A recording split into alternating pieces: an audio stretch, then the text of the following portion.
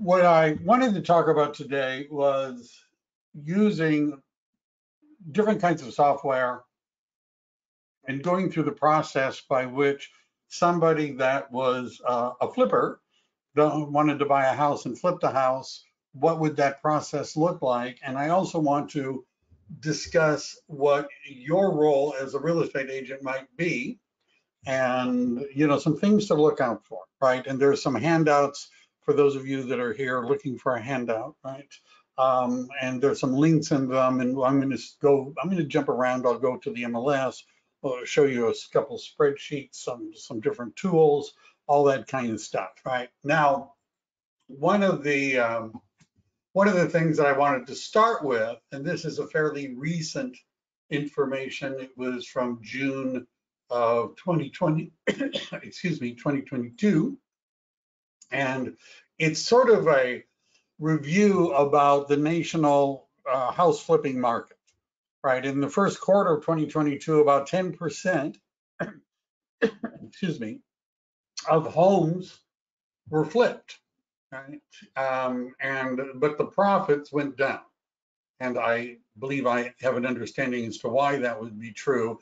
Adam, and that's not misspelled, is a company that produces many different kinds of reports, oftentimes focusing on distressed market and foreclosures and things like that. And what they show is that it was up in the first quarter. The number of homes that were being flipped went up in the first quarter of 2022 compared to the last quarter of 2021, and a lot more than the quarter, well, not a lot more, 4.9% from the first quarter of 2021. Right? And there's a little bit of information about what the methodology is. And if you wanted to, just Google search this, right? And you were to go to Adam Flipping Report, right? The Adam Home Flipping Report, which you could find simply by asking Google, and you're going to find that there's a lot of information about it, right? But I'm assuming you've all heard of Google and could find it on your own. Here, let me just do this. How about this? All right. So my belief is that because the market is shifting, real estate agents and investors are going to show a greater interest in buying and flipping properties. First, what's been happening, and particularly in California, is that although the desire to flip in 2020 into 2020 and through 2021 is very high because properties were appreciating so much and everybody wanted in on the action. But the problem was that unless the property had some serious flaws, it was difficult for investors to buy them. Because, and we're going to go through some of the ratios and things that investors are generally looking at when they're buying a flip property, but investors cannot compete against people that want to buy the house to live there. They can't compete because those people aren't looking to buy it for 20, 30% less than the value. They were just happy to buy a house. Now, what that meant, a lot of those are what I refer to as the retail buyers, right? The full retail buyers. But full retail buyers generally don't want to do a lot of work. And the more difficulties the property had, the more work that needed to be done, the less likely the retail buyers wanted to bid on it. But if it was close, right? If it was close, and people said, well, I would be willing to do some of my own do-it-yourself stuff. We'd hire our own contractors. We have a little bit of extra money. Investors can't compete with those people because they're willing to pay a high value, and the investor wants to buy it for a lower value. But the other thing about that is that if you were an investor, this is the good news, right? The bad news in 2021, if you're an investor, is that there was low inventory and a lot of competition.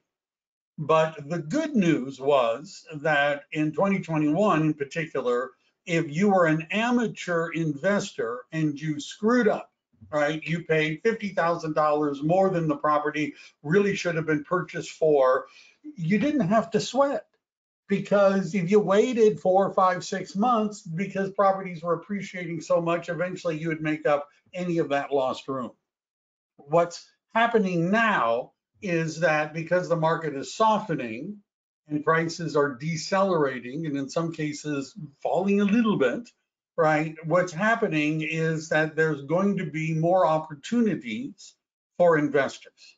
But what also oftentimes happens is that the amateur investors, because they read that foreclosures are up and they're thinking, oh, great, this is a good time for me to get in. The problem with an amateur investor in the market like 2022, 2023, maybe, is that you can't make pricing errors like you could in 2021. Because if the market is going down and you blow it and buy the property for $50,000 more than you should have, every month you lose ground. And eventually you're going to lose money. The other thing that I thought was interesting about this article, which was the last bullet point, and this is national information, but notice it says that the return on investment from these deals fell to 25.8%, which is the lowest from the first quarter of 2009. And for those of you, I know many of you are too young to remember, you weren't in real estate in 2009. I was very young, but I was in real estate in 2008 and 2009. That's when overall nationally prices dropped almost 50%.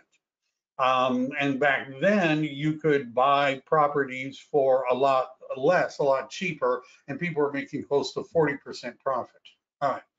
So the phases, and we're going to talk about, these different phases. The phases for being a flipper, notice how they all begin with F. I just, wanted to point that out because it took me a while. You have to find it, you have to do the figures, you have to fund it, you have to fix it, and then you flip it. Now, finding it, I'm going to say this a few times about a couple of different aspects of this, but finding the property is the hardest part. It's not the money. Right? I've been doing this for a while, and I have a large team, and I've been mentoring real estate agents for way too long, maybe. And one of the common things that occurs is an agent will call me up and they'll say, oh, I talked to an investor today. The investor said that they've got cash and they want to buy properties, and that if I found them one, they would use me and I could be their agent and all. Isn't that wonderful? Right? Isn't that wonderful? And my response to that is every investor would say that. Every investor would say that. It is not the money that is the problem. It is not finding the investor. I'm going to give you a tip, right? A pro tip. And a lot of times investors are specific to given geographic areas, especially the ones that do significant rehabs. And that's because each of the different areas has different rules, and they oftentimes like to specialize, right? In my market, I know investors that specialize in the areas of Saratoga or Mountain View, right? That's all they do, Saratoga and Mountain View, because they've learned how to get things through the approval process in those two cities, right? And that's what they're interested in. But let's say I don't know anybody in Mountain View, but I got a flip potential. How would I find a flipper with cash that specializes in any particular city or county? How would you possibly do that? And the answer is you need to meet, well, just two possibilities. The easy button is you need to meet a friendly title rep. You need to meet a friendly title rep. Now, some of you that have actually met title reps might be thinking they all seem kind of friendly, and they are. So the other thing you could do is learn to use some of the software that is already connected to your MLS. In my MLS, we have access to a program called Realist. And I would do this myself because I'm impatient, I don't want to wait, and it's on a weekend, and I just want to know, right? But if you said to your friendly title rep that you would like to get a printout of everybody that has purchased real estate in Mountain View in the last 3 years and paid all cash? Title rep can do that easy, because the loan amount is one of the things that gets input into the system. So you're looking at this list, which comes out like an Excel spreadsheet, right? It's a common separated value. The name of the buyer is on the spreadsheet is one of the fields. You sort by that field, and then you start looking for names that appear again and again and again. Right, and when you find somebody in Mountain View that in 3 years has bought 3, 4, 5 properties and paid all cash, and then if you want to just take it a step further, you could put in those addresses and see if they were resold, and you find out they're all being resold within 6 months. Guess what you found? You found a cash investor that works that market. Do you think they would like to talk to you as a real estate agent? Do you think if you found a property that they would be interested in discussing it with you? Oh boy, would they. And many of them, by the way, have websites. You put in the name, you could find it. But the hard part is finding the property. Now, you could go to the MLS. So let's say I have, and by the way, finding the property, as I said, is the more difficult part, but let's start with what the easiest way to do that would be. And let's say you go into your multiple listing service, and you're looking for fixer-upper type properties. How would you find them? Now, I'm using MLS Matrix, which many of you are using, but some of you use different software. All of them will do this. But what I've done is I've added at the bottom a bunch of fields. You can see I've got a bunch of different fields. One of the fields is a special additional listing information. Notice one of those choices is court confirmation may be required. May be required. What that means most of the time is that this is a probate sale. That's what it means. Now, probates are oftentimes the fixer-uppers. Back some time ago, I had a lot of probates. I've sold a lot of probate properties, and I've met a whole bunch of cash investors. They would flock to the probates because usually they need a lot of remodeling, right? Now, also, if you looked at that list, you could see a notice of default. Now, that would simply be a property that already is in default, but it's been listed on the multiple listing service, right? I'm going to have to undo them. As I scroll down, you also will see that the MLS has a category called property condition, and notice one of the choices is fixer upper. It's a choice. So let me clear this so let's say I wanted to find an active listing and I want it to be a single family home. Now this is searching the entire database, but let's pick Alameda County because it's an A and I don't have to, scroll down. And I'm going to say, well, how many of these are fixer uppers? Now, when I do that, there are 31 properties in Alameda County where the agent has put in the listing that this is a fixer-upper. Now, does that mean those are the only fixer-uppers? No, because not every agent puts in all the information. They just don't always do it. So we don't know, right? We don't know. But at least we've got those 30.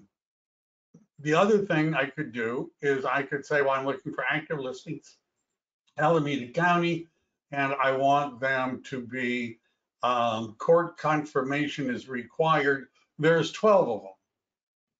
Those are most likely probate sales, right? Most likely, right? So, and there's a whole bunch of them right next to each other. That's kind of strange, but here's all of them, a 3.25 million. Right now, we haven't looked at them yet, but if we look at them, that one kind of looks like it could be a fixer-upper, right? So you could use the MLS to find fixer-uppers and probate sales. How do you add this? You have to go into criteria, and when you look at the criteria, you scroll down, and there's an add and remove button. add and remove button. And if you're wondering how do I know what one particular button shows, how would I know that, right? How do I know that special listing information is court confirmation? How would I know that?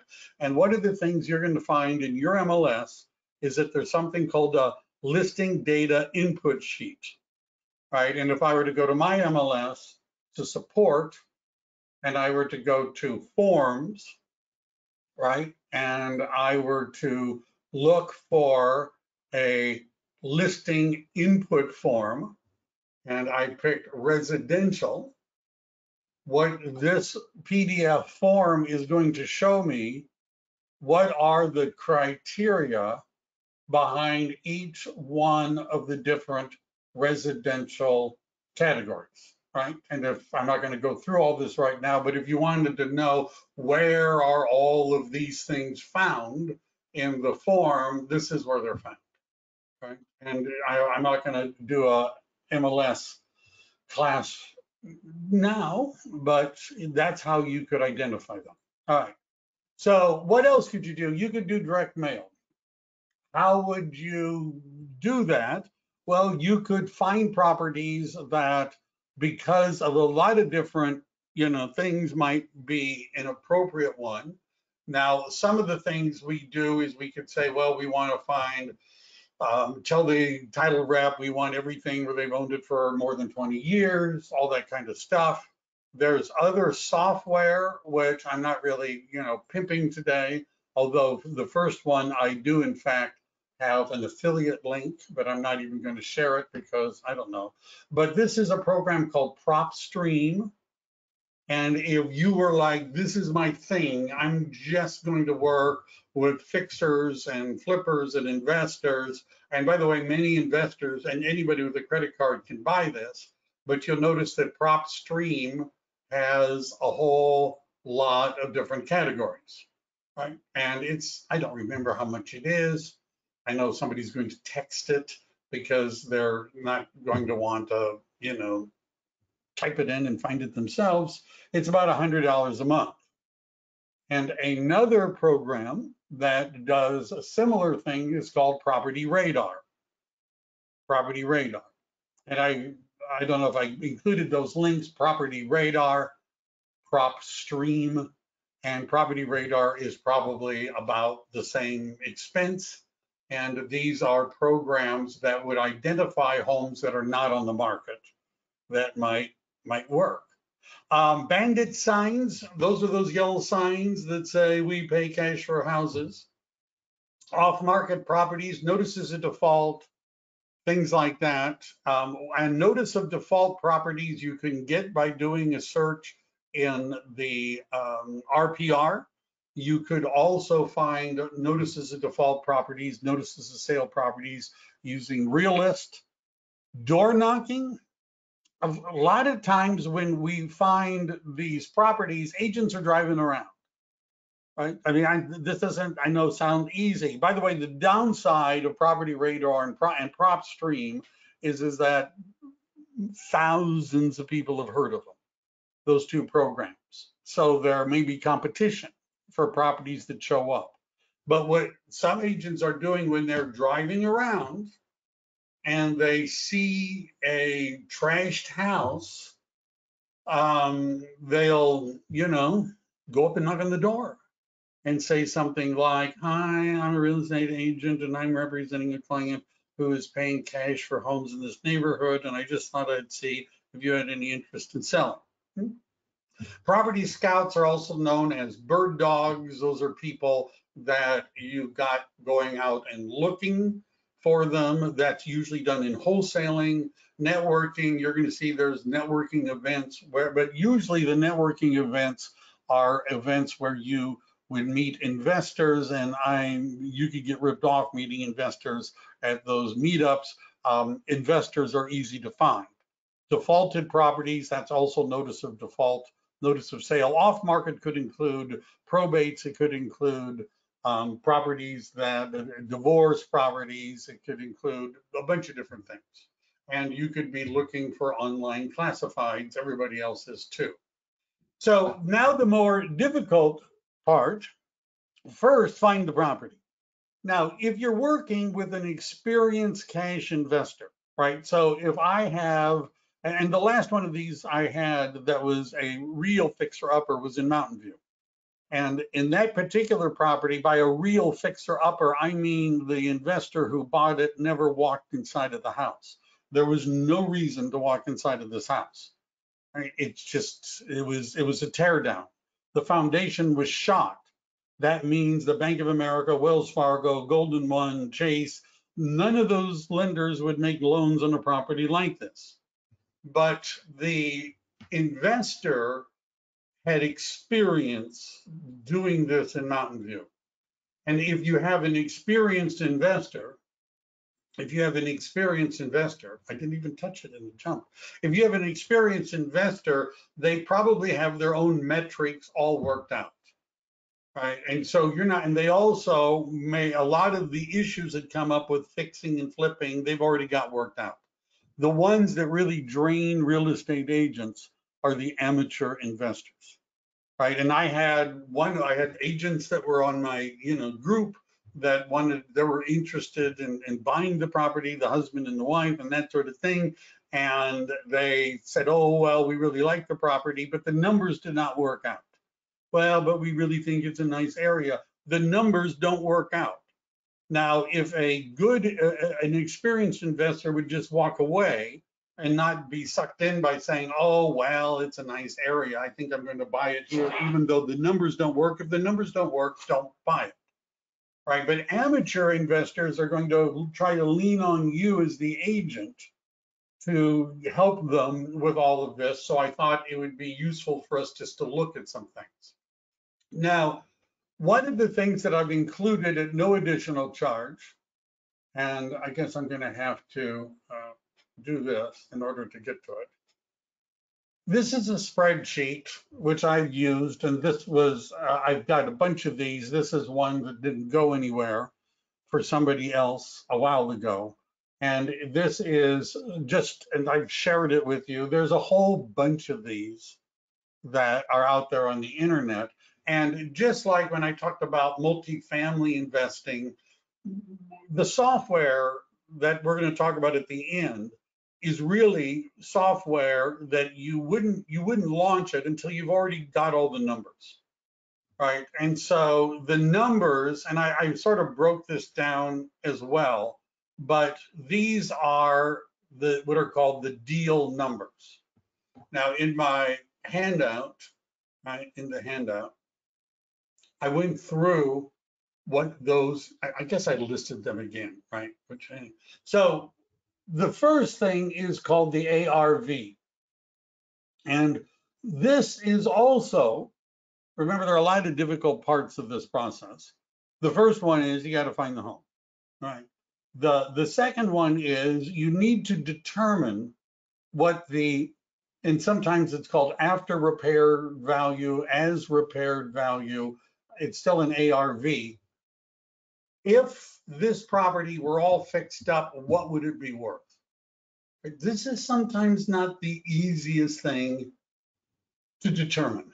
And let me just make sure my sharing, anyone with the link is a viewer. All right, and if you want a copy, you could just make a copy by going to File and making a copy.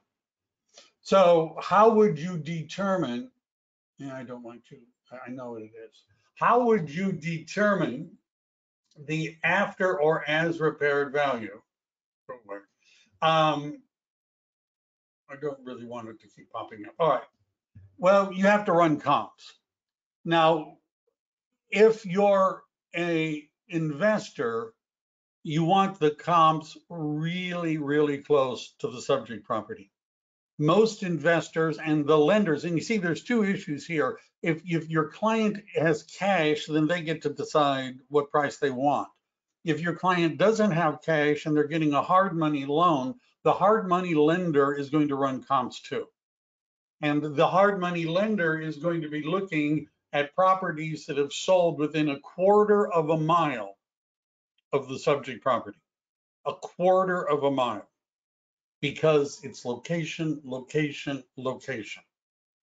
And the other thing is, if you have a weird property, they're not going to be interested in it. They want preferably tract type properties where determining what it would be worth if it were fixed up isn't that difficult to do. So then the next question is, what is it worth right now? Now we're going to go through some of the formulas, and I don't know, these numbers are not obviously the right numbers, but let's just say, I don't know how that, I had shared this with somebody, so I'm going to blame them. 1.5, did I put in too many? Maybe I did. Maybe I did. Maybe rent. All right. So the question is, what is it worth as it is? And then what is your purchase price? Now, the purchase price hopefully is going to be less than that. Let's say 1,250,000. Right? And we'll talk about those different formulas. The next thing that becomes difficult, challenging, is determining what the estimated repair costs are going to be. Let's see, we have a question. Is there a link to that Excel sheet? The answer is yes, there is. It's in the handout. Yes, it is. It's in the handout. And I know because other people have found it. Anonymous platypus, anonymous armadillo, and anonymous badger are all looking at it right now. So it's in the handout. But you're going to find there are a lot of these. This is just one that I've used because it seems simple. Estimated repair costs. A lot of the people that are doing flips on a continuous basis either are contractors or they bring their contractor. My big flip guy, all cash investor, when I found him a property, he would look at it with his contractor. And this is a contractor that he knew and had used before. And so and they would take a long time, right? I mean, I would sometimes be sitting in my car, playing with the phone or reading something or watching a YouTube video because they would be there for a long time. But when they walked out, the contractor had given the investor this is what it will cost to fix it up and how long it's going to take. Now, if you don't have a good contractor, see, this is why finding somebody who's already done this is easier because they probably already have a good contractor.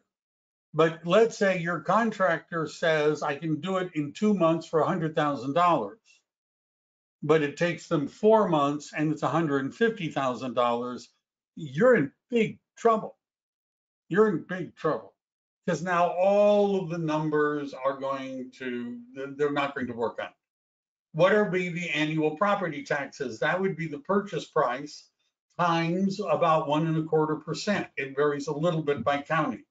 What would the insurance be? How would you figure that out? I use a title company app. Chicago Title has an app and it calculates insurance and taxes. It's a buyer net sheet, right? It does that. Is there homeowner association fees? What would the other fees be? And when we add all of that up and we put in all those numbers, that becomes part of our deal, right? Now, financing costs, now in this case, depending upon the hard money lender, a lot of hard money lenders are not lending 80%, right? They're lending 75 would be charitable. Many of them only loan like 65%, but the difference is, let's say you buy $1 million single family home from using Golden One Credit Union as your lender, and you have an 80% loan. That 80% loan is 80% of the appraised value. So if the property does appraise for $1 million, you're getting an $800,000 loan, but if it's $950,000, then you're getting 80% of $950,000, not 80% of $1 million. The hard money lenders that lend on flips are not lending based upon the current value, not lending based upon the purchase price. They usually don't have appraisals, right? Because they'll fund in 7 days. The ones that I use fund in 7 to 10 days. What they're lending is a percentage of the as repaired value. That's what they're lending on. So if the property is on the market for 800,000, but would be worth $1 million if it were all fixed up, and they're giving you a 65% loan, that's 650,000. Are there points? Do you need a second? Hopefully not.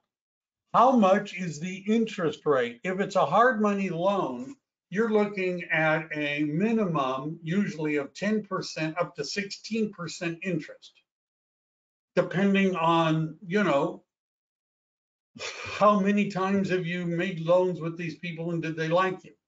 Right? The different lenders, if you come back and done it again and again, they'll give you a better rate.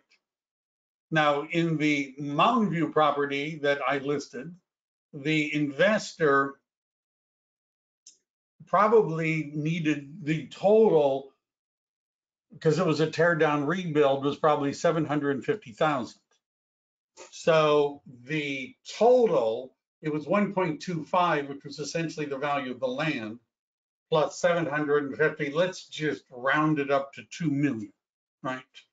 And at a 10% interest rate, you understand that's $200,000 in interest every year. You divide that by 12 and you know how much the meter is ticking every month. The handout links are for 2 PDF files. The one with the spreadsheet is the one that I've been showing you. It's the one that says House Flipping 2022. So for those of you that are struggling with this, if you're struggling with this, if you're struggling, I'll paste it in again. How about that? But it's all there. By the way, if you Google searched spreadsheets for analyzing flips, you're going to find there's, you know, only a few thousand of them. Right? I pasted it in again. It's on this slide. All right. It's called Deal Factors, and there it is. Right. This is the handout. House flipping. I was going through this. Remember that. Remember that. Remember that. There it is. All right. And if you still can't find it, Venmo me $5 after the class, and I'll send it to you. All right. So you get the idea that this interest rate on the hard money loan could be very high, right? At least 10%. So in the example I was giving, they had probably, because of the repair costs, which in Mountain View is about $300 a square foot for a tear down rebuild, given the amount of they wanted to build on it, they were probably financing $2 million, right? At 10, I know the loan was 10% interest. However, and it wasn't probably 100% of that, but it was, but let's just say they, whatever, let's just say it was 1.8 because the buyer probably put down at some of their own money. That property, when all fixed up, could sell for $2.8 to $3 million. Walking distance to downtown Mountain View, next to a nice park. And for those of you that aren't familiar with Mountain View, that is where Google headquarters are. That's where it is. So you understand, but if these numbers, if you're paying 10% to 15% interest, and the hold time was supposed to be 2 or 3 months, and now it's 6 months, this is a big problem. Then some of the rest of it is title insurance and other things, escrow fees, and then the selling costs when you sell it. Now, if I were working with the investor, there's a chance that, let's just make this better. I forget why I was doing this on this one, but some of the people that I know that do this will pay a fee of, although they'll pay 5%, maybe when you flip it, you're going to have to negotiate that. And these numbers that are here aren't exactly what for any particular one. This was just an example. I was expecting that you guys might, you know, clear it out, right? And that's the deal information. Now, when you click on this, notice what it does is there's a second spreadsheet where it starts to analyze all these things and put it together. Right now, these aren't the real numbers because I had started this on a different one. Right, there's a bunch of definitions for those of you who don't know what square footage means, but you can play around with this. There's quite a few of them, and this is probably the person I borrowed it from. Don't tell them. Right? But there's a lot of these on the internet. So, and again, if you have somebody who's done this before, and they already have an idea of what these numbers are like, they have their own spreadsheet, right? The amateurs don't have a spreadsheet, right? The people that have never done this, they don't have a spreadsheet. But the people that have done this again and again, they already have their spreadsheet. They want you to find the property and give them an idea of what it's worth. Now, if you are searching on the internet and see there's a big blue hyperlink, right? There's a big blue hyperlink.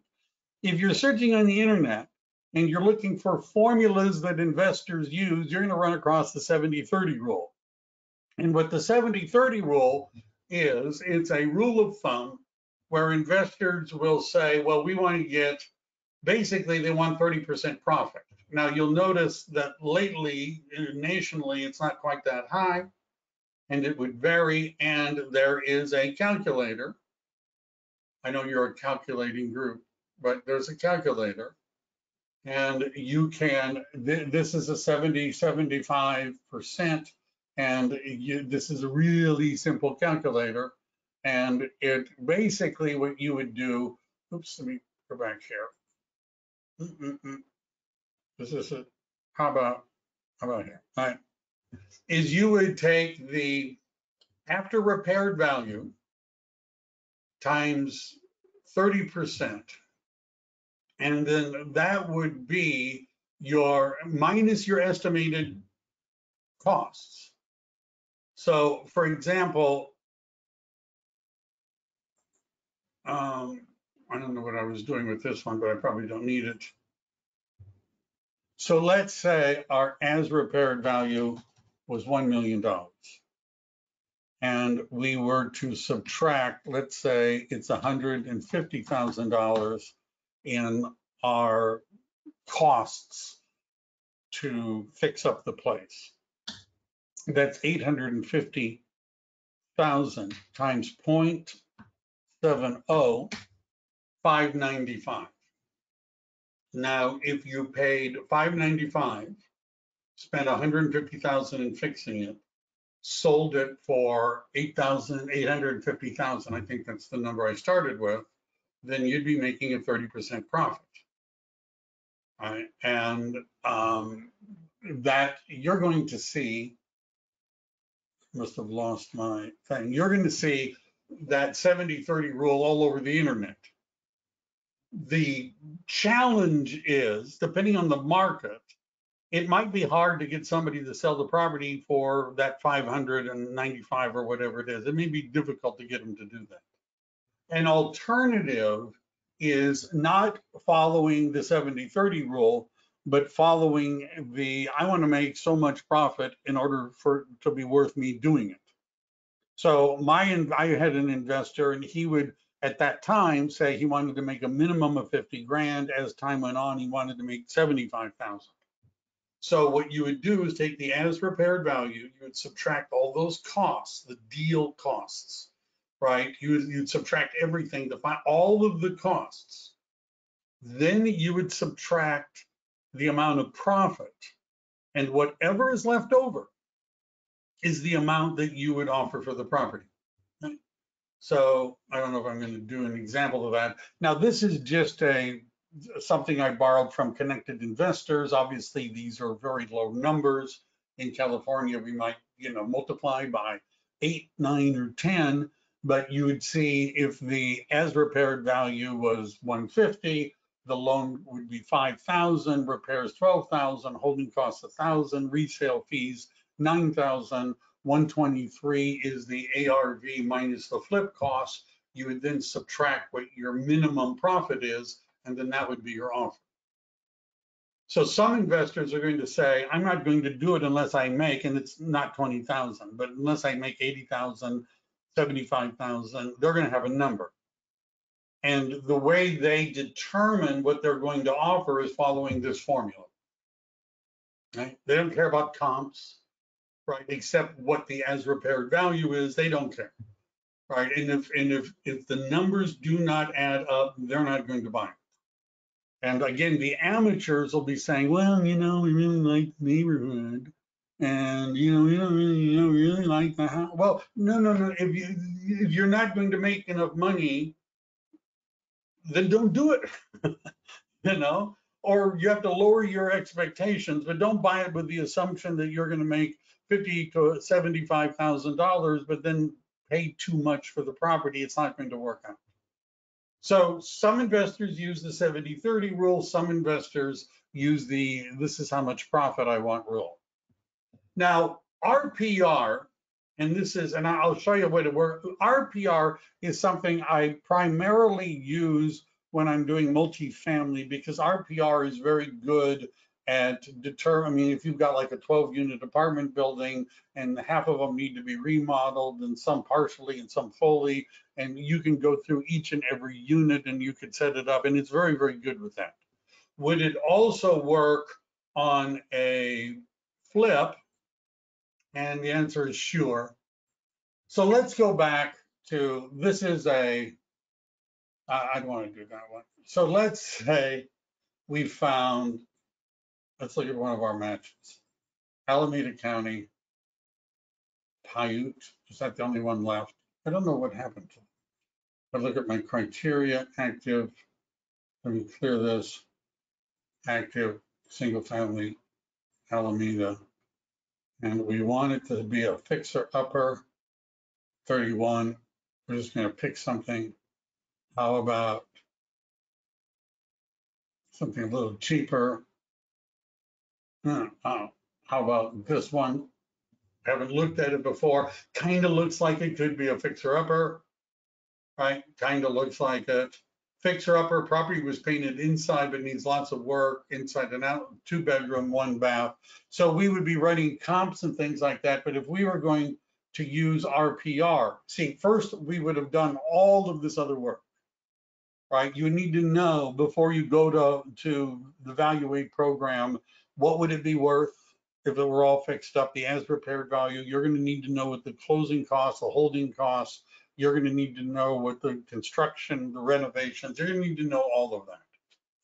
But when you click on the RPR icon, and I'll admit, most of the time when I'm doing flips, I don't use the Valuate program, but the Valuate program does make nice looking little reports.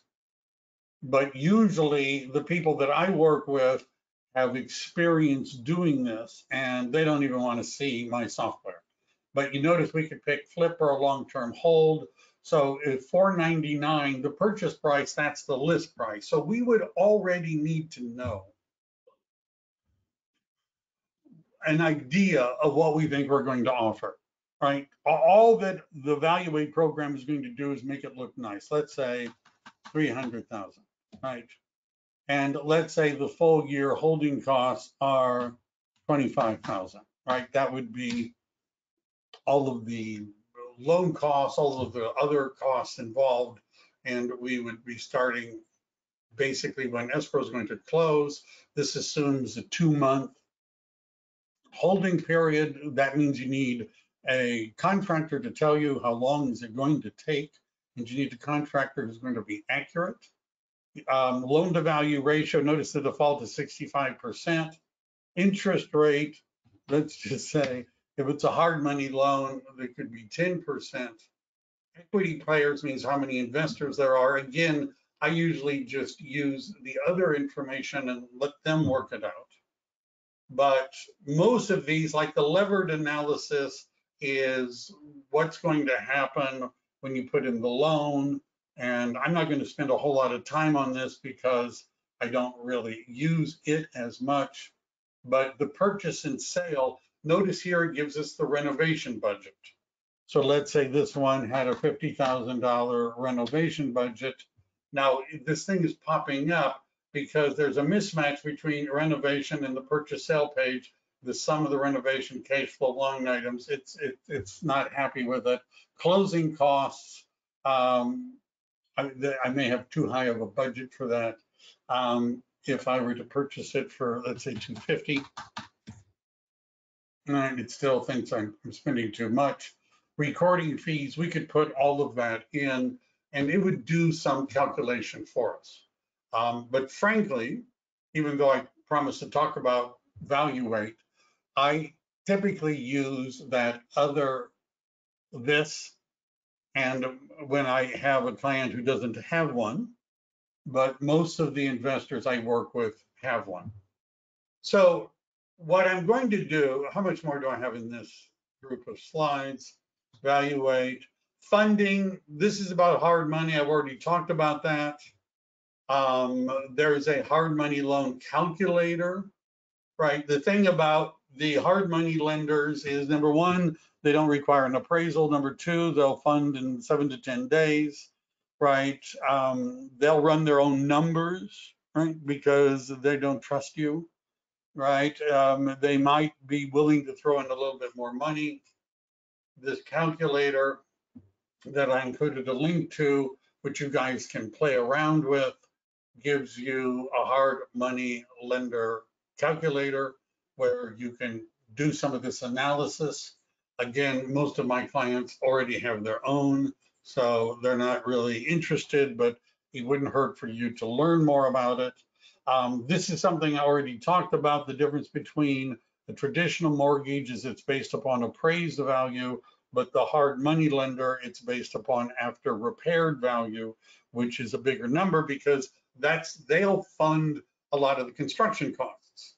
They'll fund the construction costs. Now, if you've got a cash investor, you don't need to worry about this, right? That's why my suggestion of going to whatever city when you find one of these fixer-uppers and finding out who's there, that's making cash purchases and selling them, get one of them. All right. You need to have a good contractor. Again, the people that have done this before already have it. But I'll give you an example. There's a group that I worked with, and they basically do this for people in Silicon Valley that find a fix and flip. And they have like a menu. So the more that the investor will do, the more the investor gets when it's eventually sold. So they had these two guys that were middle-aged engineers, software engineers in Silicon Valley, and they had found a property and they wanted to do a whole lot of it themselves, right? They wanted to do a lot, including the design work. And so once they had finished with all of the fixing, they asked the person that's the head of this group to come and take a look at it. And she told me that she was stunned when she looked at the kitchen and the bathrooms because she was like, this has been remodeled? And they were like, yeah. Well, what had happened was these two older male engineers with zero design experience had picked out a bunch of stuff they personally liked without taking into consideration what a typical buyer would be looking for. And everything was just not the right match. So if you're doing this yourself or your client is, do you have a design person? I have one that I worked with that actually used to work for new home builders in the design department, right? Somebody that knows what that kind of a bathroom would cost and how long it would take, and would also know what's hip, what are the things that people are doing today? What would it look like? What are the right colors? What is the right stuff to put in it? And if you want to get an idea of what that looks like, go visit some new home subdivisions and look at their models. So when you're doing this, you need to have somebody you need to have a contractor who's not going to delay, who's not going to keep raising the price. You're going to need a design person. You're going to need to make sure that what you want to do can be done. This is why many of them specialize in different geographic areas. And if you're at EXP, we have an iBuyer program where we already have cash investors. The issue with them is that usually, they're fussy and they may not buy the house, right? Most of the time we do it with somebody else. Now, what I've also included, and I want to make sure I cover some of this, and this is a second handout. Notice it looks different from the first one. So what did I just do? I didn't want to do that. Here, let me delete this. Let me just, all right. And to start with, because you guys, I know, have been listening to me for a really long time, let's take a test. Doesn't that seem like a lot of fun? Here, I'm sorry, wrong one. Here we go. You should be able to see something now, right? Can everybody see the poll? Take a peek at the poll. All right. Everybody see the poll? It should be on your screen.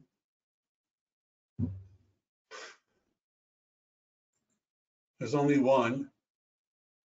All right.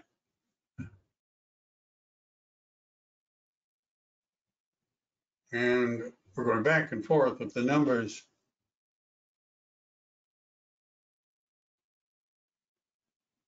Well, we seem to be kind of 40% of you have voted, so more people are voting. You can see it. Thank you, Monica. All right. So it's roughly 67 to 70, 30, where I don't really know how to show what the responses are, but I don't really know how to do that. About 38% said sounds fair, listed for 800,000, and 63% said no, listed and put it on the MLS. All right, now for those of you that picked, I would list it and put it on the MLS. If you have a motivated buyer, a motivated investor, they're not going to like that, right? But so the investor says, hey, I already covered this, right? You find me a property, I'll pay for it, you can list it, 5%, 6%. You find a property, you find somebody, you're driving around the neighborhood, you get the seller to sign a listing agreement so you can get paid. You then help the seller and the buyer complete the transaction, right? You introduce the property to your buyer, they buy it off market, everybody's happy, right? Now, let's say in this scenario, and these are sort of the numbers, it's an elderly woman that's living there. She thinks it's worth 800,000. You know it's worth $1 million. So what do? These are the two questions, right? And the two questions are, tell her 800,000 is a good price, listed, call your investor and tell them you got one. Or tell her that she can do better than that, devise a pricing strategy that maximizes her profits and list it for that amount. And for those of you who picked the second choice, congratulations. Because if you pick the first choice, you could lose your real estate license. Did you hear me? If you pick the first choice, you can lose your real estate license. And the word here that means you could lose your little real estate license is the word list. Because the reason that I've seen too many new agents do this, and even some used agents, because somebody wants to sell and somebody wants to buy and it's off market, and what document do you know of that would allow you to be paid a commission if you're a real estate agent and everybody says listing agreement, listing agreement, listing agreement? The problem with the listing agreement, in addition to obligating the seller to pay you a commission, it creates a fiduciary agency relationship between you and the seller, which means that you're supposed to be working for the seller. So the seller's agent acts as the agent of the seller's only, to the seller a fiduciary duty of care, integrity, honesty, and loyalty. The duty of loyalty is a fundamental duty. You should act in all times in the best interest of his or her principal. This comes from the NAR. It's its sexist language, including the broker's own self-interest. So who are you representing? If you've got a buyer that's an investor who wants to buy low so that they can make a profit and then you're going to list it in the future, whose side are you really on in this transaction? And the answer is you're probably on the buyer side. But you signed a listing agreement with the seller, which obligates you to be on the seller side. You understand? If one of my agents came down to see me because the investor said, you find me the property, I'll buy it. When I sell it, you'll get 6%. You'll be the listing agent. She finds the property, lists the property, sells it to her investor. The investor fixes it. He's now ready to flip it. And he's like, I ain't paying anybody 6%, and I'm not hiring you to be my agent. And her response is, I'm going to, you're still seeing the poll. Sorry about that. How do I, let me close the poll. Sorry about that. Okay. Sorry about that. I'm going through the other document. I haven't gotten to the good stuff yet. So her argument was, I'm going to sue you. I've got emails back and forth. You promised to do this. You're not doing it. I'm going to sue you. And the investor said, go ahead and sue me. You're going to lose your real estate license. So she came to see me and said, is it true? And I said, yes, it's true. You're going to lose your real estate license. And the bottom line is she used the wrong form. So I'm not going to go through all of this, but the problem is when it's time to sell, first of all, you need to understand investors will lie to you.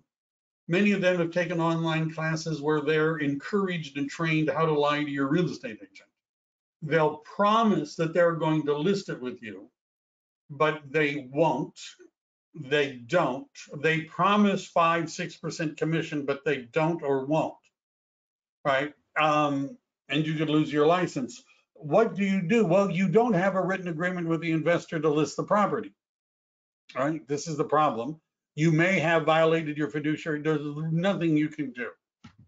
So I've already covered this, is that, let me say it this way. Where does it say that if you sell a property, you get paid a commission? And the answer is it's in the multiple listing service. What kind of properties do most investors want to buy? MLS properties or non-MLS properties? And the answer is non-MLS properties. So when you find the trashed house that's not listed on the MLS and you're trying to sell it to your investor, you need to understand that at the beginning point, there's no obligation from anybody to pay you a commission, right? Has the investor signed anything committing them to list with you in the future? I don't think so. So the investor wants for sale by owners, expires, NODs, probate, divorce, fixer-uppers, targeted, and they want all of these things non-MLS. These are just examples. So if you're going to deal with an investor, the first thing, and by the way, when I would do this, I would have these forms because we would meet them, usually the investor in person at the beginning. I'd have these different forms. And the first form essentially is a buyer representation agreement.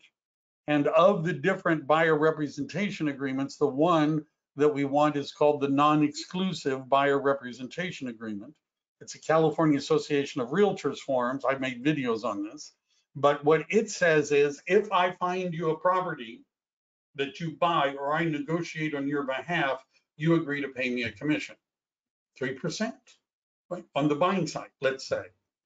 We're going to ask the seller to pay it, but I'm not going to go digging for you to find off-market properties unless you agree that I'm going to get paid a commission. Otherwise, I ain't going to do it, right? I'm just not going to go look, right? And so agent, a buyer broker agreement, these are some different forms.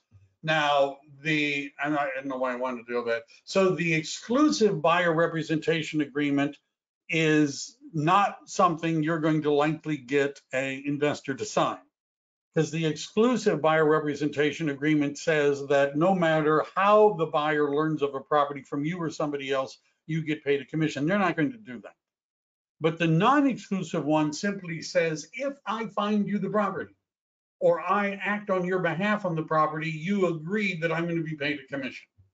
And if an investor won't do that, why would you want to work with them?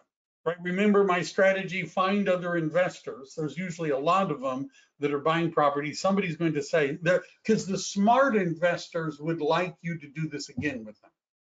But some investors think, well, you're a new agent. How many of these are you ever going to have? I might as well just rip you off and find another agent next time, right? But smart investors know that if they do that, you'll never bring them another one, right? And they might want you to. So that's called the non-exclusive one. It also says that if we get money from another source, that'll be credited to the buyer's obligation. And I would be pointing out that would be from the seller.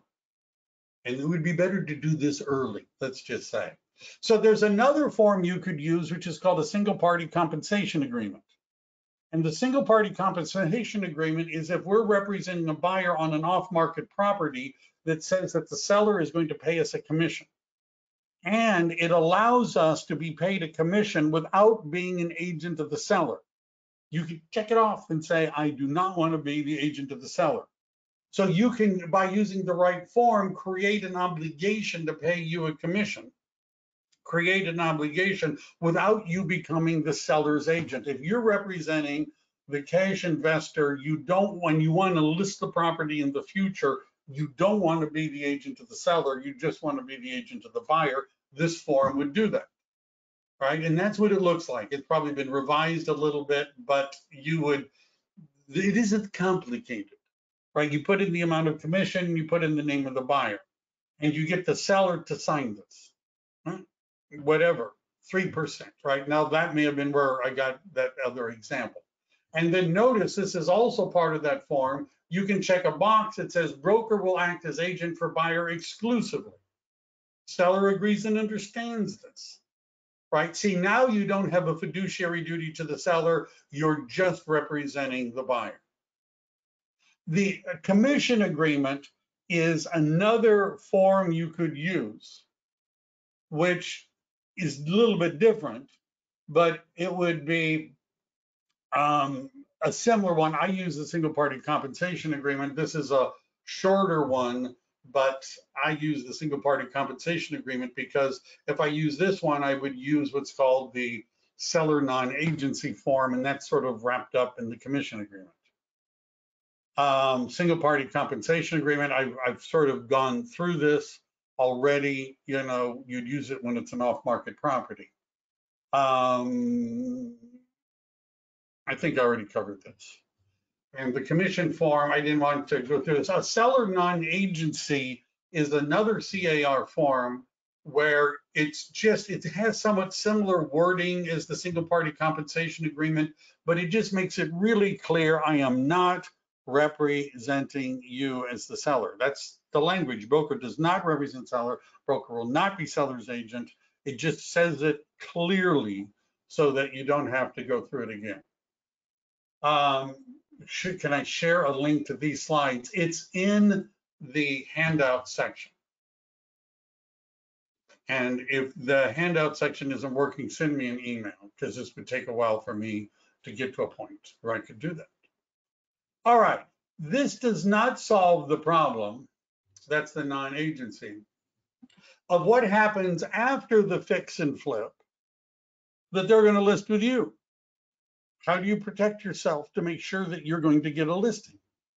There are some not so great alternatives, a letter of intent, like which is not binding, a memorandum of understanding, which is another name for a letter of intent, which is not binding, the commission agreement, maybe.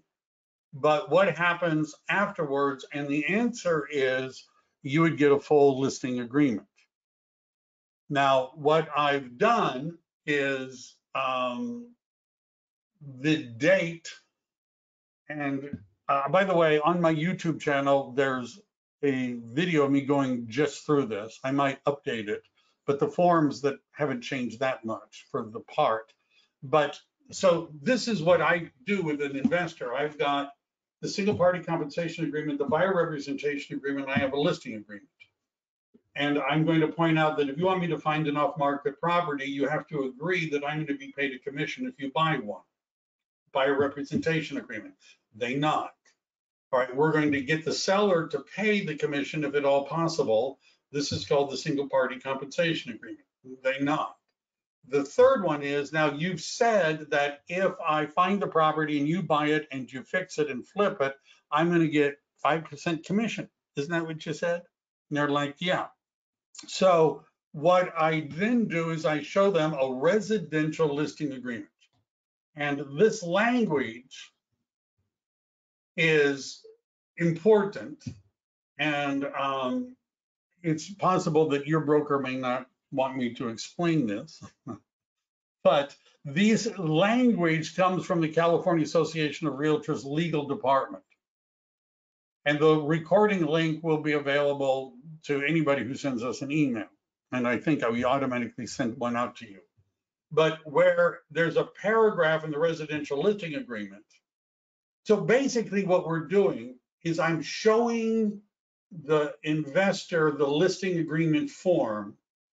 And I'm going to say, when I find you this flip, in addition to the forms that we're going to use for you to purchase a property, we're going to be signing the listing agreement at that time. At the time we make the offer for you to purchase it. And this language came from a lawyer from the California Association of Realtors. Buyer is in the process of acquiring property. This agreement will become effective upon buyer's ownership. Should buyer fail to purchase property, this agreement is void. Now, one of two things usually happens when they see this. Sometimes I watch them just start shaking their heads like this.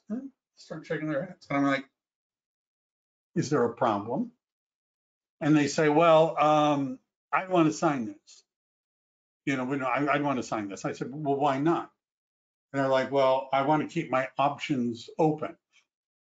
Options? What you told me that if I found you the flip and you bought it, and when you put it on the market, you're going to pay me a commission. Remember? Right? You told me you were going to do that. And this simply, so what option are you talking about? And of course, you know what the option is. The option is for them to ignore their promise and list it with anybody they want to at whatever amount they want to. Some of them will nod and say, absolutely, I got no problem. You find me a property I want, I'll put it in writing that I'm going to list it with you and put in the commission amount. I'll put it in writing. See, that's one you want to work with, right? Because they are so happy that you found them the property that they're willing to commit to listing with you. But if you don't have something like this, if you don't discuss this, what will happen is they'll just change their mind and not list it with you. And there's very little you can do about it. All right, I went on a little bit too long. Sorry about that, everybody. But I hope you found this useful. If not, well, I don't know. My feelings are hurt. All right, any questions, comments before we throw in the towel? Well,